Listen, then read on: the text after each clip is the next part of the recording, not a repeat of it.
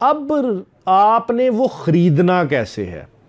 जब आपकी तसल्ली हो जाती है तो सबसे पहले आप इकरारनामा मुआहदा बै लिखते हैं। गौर कीजिएगा इसके ऊपर कि इकरारनामा मुआहदा बै किस पे लिखा जाएगा। नंबर 1 स्टाम्प पेपर पे, नंबर 2 स्टाम्प पेपर की मालियत पूरी होनी चाहिए, नंबर 3 2 गवाहान खरीदार के अपने होने चाहिए। कानून ने यह नहीं कहा कि 2 ही होने चाहिए, 4 भी हो सकते हैं। अगर बेचने वाला अपने गवाहान डालना चाहता है 2 अपने गवाह वो डाल ले, लेकिन आपके खरीदार के 2 गवाह अपने होने चाहिए।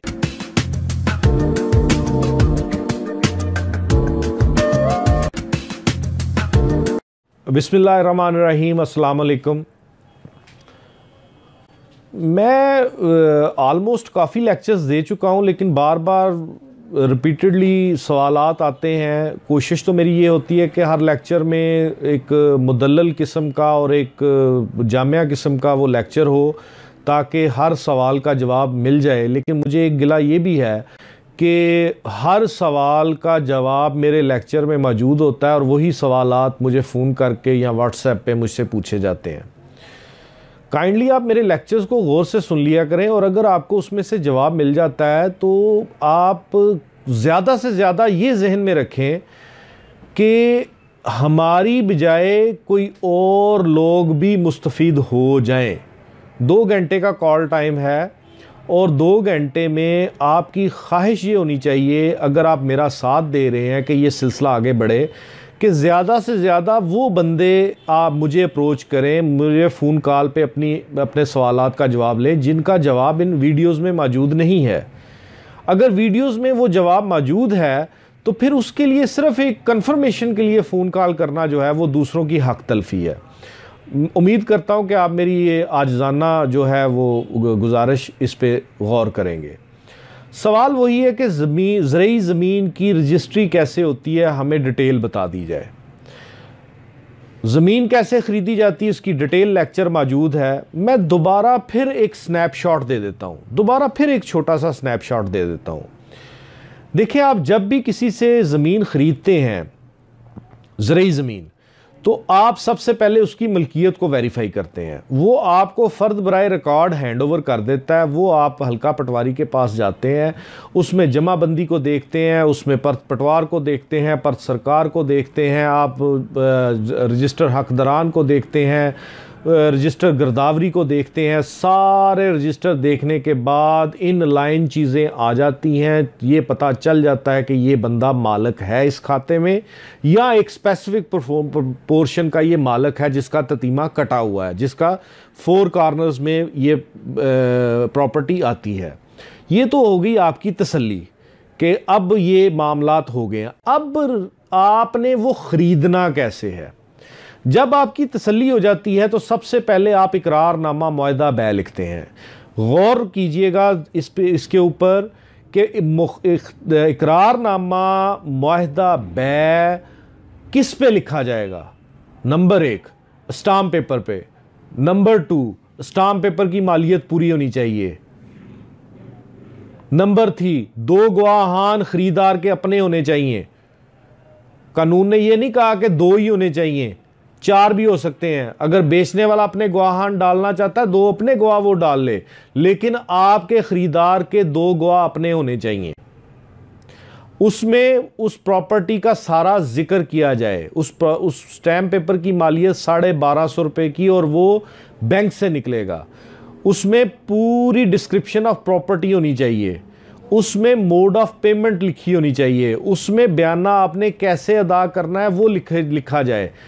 खुदारा अब दौर वो आ चुका है कि ईच एंड एवरीथिंग की आपको ट्रेल चाहिए। If you have no trail regarding payment of money then you have no claim.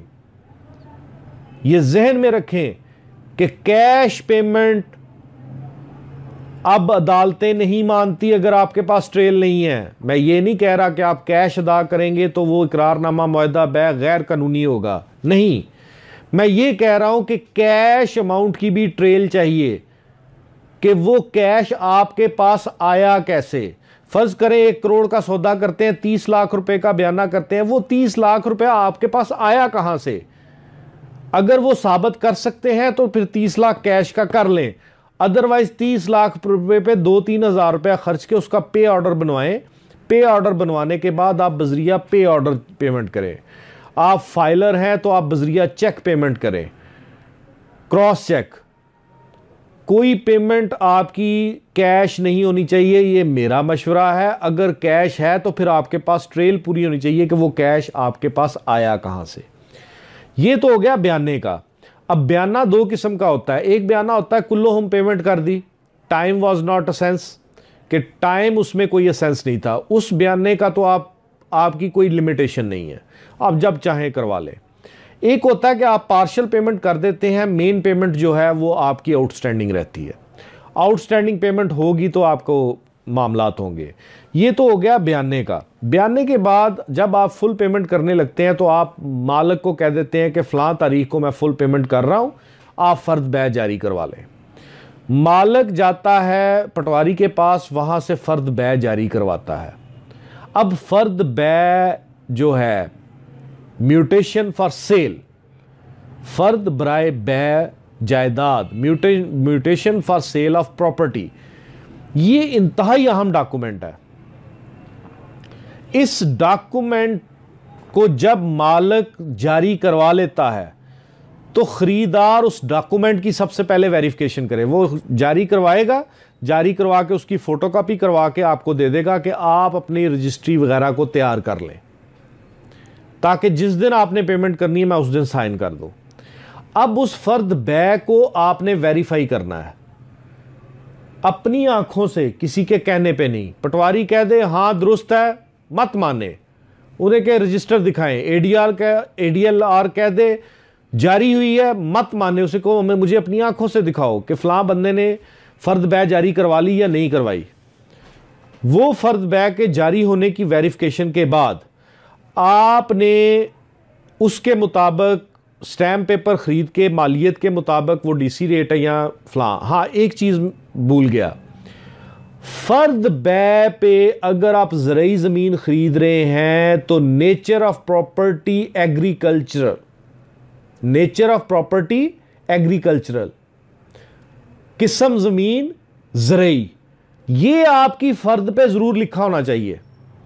अगर आपकी फ़र्द में आप ज़रई ज़मीन ख़रीदने जा रहे हैं और उस पर यह नहीं लिखा हुआ तो फिर आप जहन में रख लें कि जो मरलों का रेट है डीसी, उसके मुताबिक आपको मालियत पड़नी हो सकता है आप उतने की ज़मीन ना ख़रीद रहे हो जितनी आपको रजिस्ट्रेशन फ़ीस अदा करनी पड़े।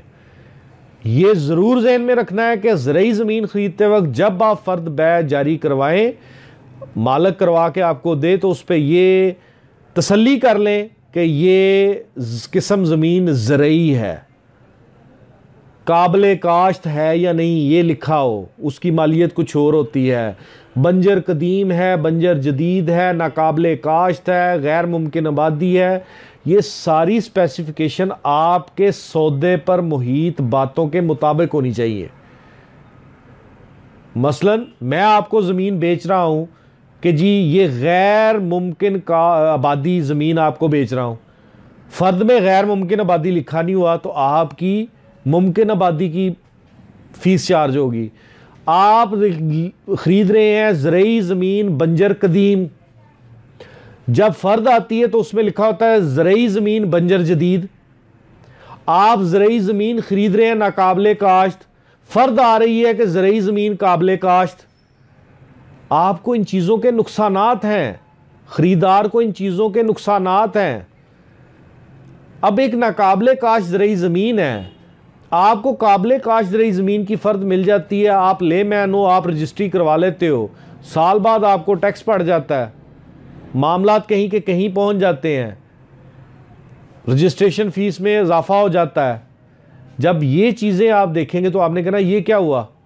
अब आप चेंज करवाने भागेंगे, कहें ना ना ना ना, आपको जब बेचा था तो इस हालत में बेचा था और यही हालत है, अगर इसकी हालत चेंज करवानी है तो फिर लंबा प्रोसीजर अडॉप्ट करो, वहां पे सर्वे होंगे, सर्वे होने के बाद मामलात चलेंगे, ये सारा कुछ होगा। फ़र्द बै इंतहाई अहम डॉक्यूमेंट है। उसके बाद आप अपनी रजिस्ट्री जो है ना वो करवाएंगे। रजिस्ट्री में एक चीज का जिक्र लाजमन करना है, surroundings of property. Surroundings of property जरूर करना है।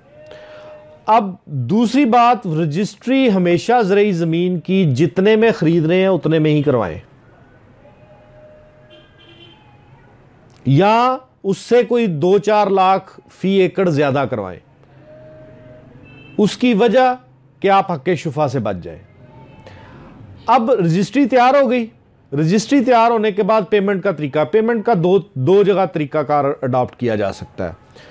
या तो वो रजिस्ट्री रूबरू होगी। रूबरू से मुराद है कि आप मालिक और खरीदार इन पर्सन गवाहान और शनाख्त कुनिंदा के साथ रजिस्ट्रार के रूबरू पेश हो जाते हैं। रजिस्टर्ड सेल डीड का मुसवदा 3 सेट में पेश कर दिया जाता है। रजिस्ट्रार अपने सामने मालिक से पूछता, हाँ भी तुमने रकम वसूल कर ली, हाँ भी तुमने अदा कर दी, गवाहान इस चीज़ की तस्दीक करते हो, शनाख्त कुनिंदा ये मालिक को शनाख्त करते हो, यही मालिक है, हाँ जी मालिक है।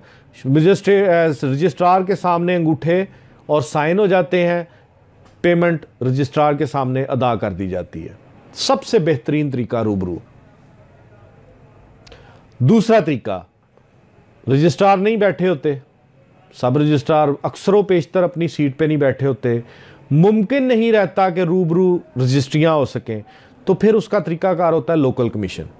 अब लोकल कमीशन में कुछ लोग गलती कर जाते हैं। वो गलती ये कर जाते हैं कि रजिस्ट्री का मुसवदा तैयार हुआ, मुसवदा तैयार होने के बाद उस पर अंगूठे लगवा लेते हैं और पेमेंट कर देते हैं। ये गलत तरीका है।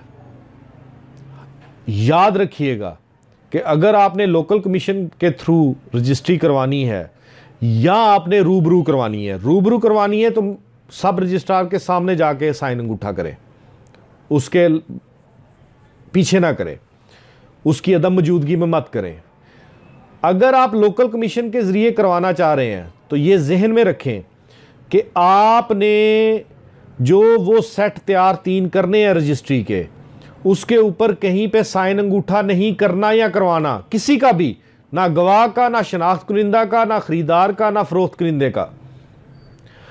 उसकी परमिशन के लिए एक एप्लीकेशन जाएगी लोकल कमीशन के तहत, और उस एप्लीकेशन पे फरोख्त कुनिंदा के साइन होंगे, 1 है, 2 है, 3 है, जितने भी हैं उनके साइन होंगे। वो एप्लीकेशन सब रजिस्ट्रार के पास जाएगी कि ये बंदे आपके सामने रूबरू पेश नहीं हो सकते, लिहाजा ये बजरिया लोकल कमीशन रजिस्ट्री करवाना चाहते हैं, दरख्वास्तगार को इजाज़त दी जाए कि वो लोकल कमीशन के ज़रिए ये ज़मीन फ़रोख्त कर सके। मजिस्ट्रेट उसकी अप्रूवल देगा और उस अप्रूवल का अंदराज उसके अपने पर्सनल रजिस्टर में होगा, जो उस ऑफिस में पड़ा होगा कि ये फ़लाँ फ़लाँ मसवदा आया था, इसकी लोकल कमीशन की परमिशन फ़लाँ फ़लाँ तारीख और फ़लाँ फ़लाँ डायरी नंबर के तहत दी गई, और उसके ऊपर स्टैंप लगा के मजिस्ट्रेट सब रजिस्ट्रार साइन करके आपको हैंड ओवर कर देगा। उसके बाद आपने साइन अंगूठा करना है सबका, और सबका साइन अंगूठा होने के बाद आपने पेमेंट करनी है, और वो फिर लोकल कमीशन जो है वो रजिस्ट्री जो सब रजिस्ट्रार के पास जमा करवा देगा असल फर्द बै लगा के, और जमा करवाने के बाद वो ड्यू प्रोसेस के तहत रजिस्टर हो जाएगी।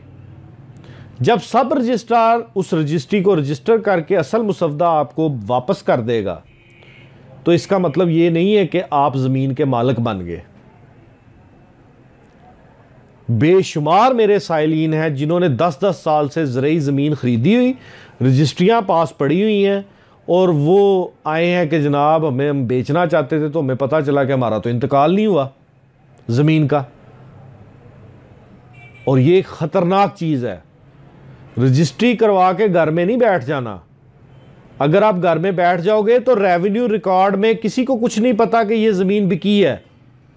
वो ज़मीन उसी मालिक के नाम जाएगी जिस मालिक से आपने ख़रीदी है, और शरारती किस्म का पटवारी या टाउट जिसको ये पता चल जाए कि ये प्रॉपर्टी जैद बेच चुका है बकर को, लेकिन उसका इंतकाल नहीं चढ़ा रेवेन्यू रिकॉर्ड में, तो जैद आगे किसी को बेच देगा, वो टूट जाएगा, पैसे मिलते हैं, बेच दो, देखी जाएगी, लालच आ जाता है, वो आगे ज़मीन बिक जाती है।